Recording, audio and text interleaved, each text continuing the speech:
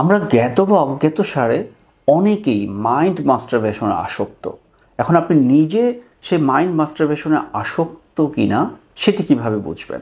সেটি বুঝতে গেলে আসলে আগে জানতে হবে যে এই কনসেপ্টটি কি, মাইন্ড মাস্টারবেশন বিষয়টা কি। এবং যাদের মধ্যে এই আসক্তি আছে দেখা যায় যে তারা কোনো কিছু অর্জন করতে পারে না, মানে রিমার্কেবল খুব একটা কিছু হয় না এবং তাদের মেন্টাল ওয়েলবিং নষ্ট হয়। তাই আমাদের জানা দরকার যে আমি নিজে সেই মাইন্ড মাস্টারবেশনে আসক্ত কিনা, এবং যদি সেই আসক্তি আমার মধ্যে থাকে তাহলে সেখান থেকে পরিত্রাণের উপায় কি, এইসব নিয়ে কথা বলবো আজকের ভিডিওতে।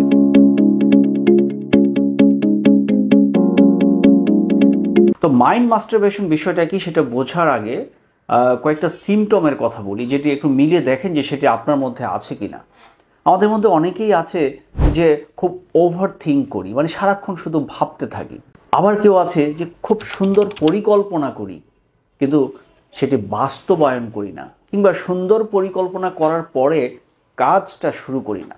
আমরা অনেকেই ভাবি যে আগামীকাল থেকে বা আগামী সপ্তাহ থেকে কিংবা আগামী মাস থেকে আমি সেই কাজটি শুরু করব, কিন্তু দুর্ভাগ্যজনকভাবে আগামীকাল, আগামী সপ্তাহ কিংবা আগামী মাস আসলে আর আসে না, সেই কাজটি আর শুরু করা হয় না। এভাবে অনেক অভ্যাস আমরা পরিবর্তন করতে পারি না। অনেকে আছি যে যে কোনো তথ্যকে শুধু বিশ্লেষণ করি, মানে অতি বিশ্লেষণ করি, তাত্ত্বিকভাবে খুব বিশ্লেষণ করি, সেটি বাস্তবে কোনো প্রয়োগ করি না। তো এইভাবে যারা আমরা শুধু পরিকল্পনা করে যাই, কোনো কাজ করি না, মানে যে কোনো একটা বিষয় নিয়ে অতিমাত্রায় চিন্তা করি, ওভার থিঙ্কিং যেটাকে বলে, আমরা যারাই শুধু ভাবি যে আগামীকাল বা কিছুদিন পরে কাজটি শুরু করব, সেটি আর কখনো শুরু হয় না, এমন সব সিমটম যাদের মধ্যে আছে তাদেরকে বলা যায় যে তিনি মেন্টাল মাস্টারবেশনে আসক্ত। এটি এমন একটি সাইকোলজির একটা টার্ম, মানে এটা ঠিক একাডেমিক টার্ম না, কিন্তু আলোচনার সুবিধার্থে এবং এই ইন্টারেস্টিংলি এই টার্মটি ব্যবহার করা হয়। কারণ আমাদের মধ্যে অনেকেই আছি যারা শুধু পরিকল্পনাই করি, কিন্তু অতি পরিকল্পনা, যদিও বলে যে good planning makes things half done, but এটা আসলে অনেক সময় মিথ হিসাবে কাজ করে। কারণ আমাদের মস্তিষ্কের মধ্যে যখন আমরা কোনো একটা বিষয় নিয়ে খুব ভালো পরিকল্পনা করি, তখন মস্তিষ্কের মধ্যে এক ধরনের ভ্রম তৈরি করে।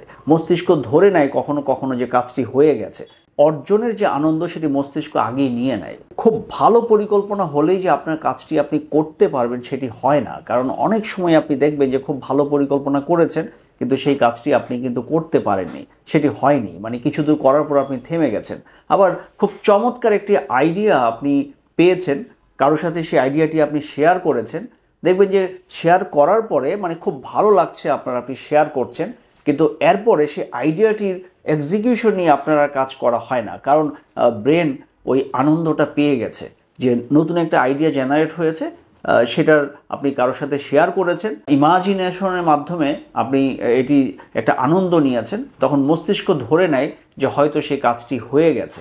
তো এই জন্য খুব অতিমাত্রায় চিন্তা করা, অতিমাত্রায় পরিকল্পনা করা, কিংবা এই আইডিয়াগুলো চমৎকারভাবে অন্যের সাথে শেয়ার করা, এই সকল বিষয়গুলো মস্তিষ্কের মধ্যে মাঝে মধ্যেই ভ্রম তৈরি করে এবং সেই কারণেই সেই কাজগুলো আসলে আর শুরু করা হয় না, এক্সিকিউশনে দুর্বলতা থাকে।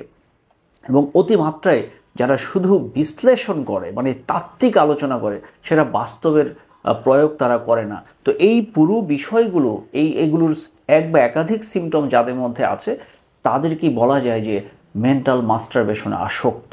এবং দুর্ভাগ্যজনকভাবেই আসক্তি আমাদের মেন্টাল ওয়েলবিংকে নষ্ট করে দেয়, আমার অর্জনের খাতাকে অনেকটা শূন্য করে দেয়। মানে আমি যতটা অর্জন করার কথা ভাবি, যতটা অর্জন করতে পারি, সেটি আসলে আমরা করতে পারি না।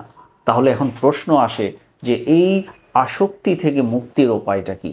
তো কিভাবে আমরা নিজেকে এই মেন্টাল মাস্টারবেশনের মতো একটি চরম আসক্তিকর বিষয় থেকে নিজেকে মুক্ত রাখতে পারি, সেটা নিয়ে কথা বলবো পরবর্তী ভিডিওতে। সবাই ভালো থাকবে।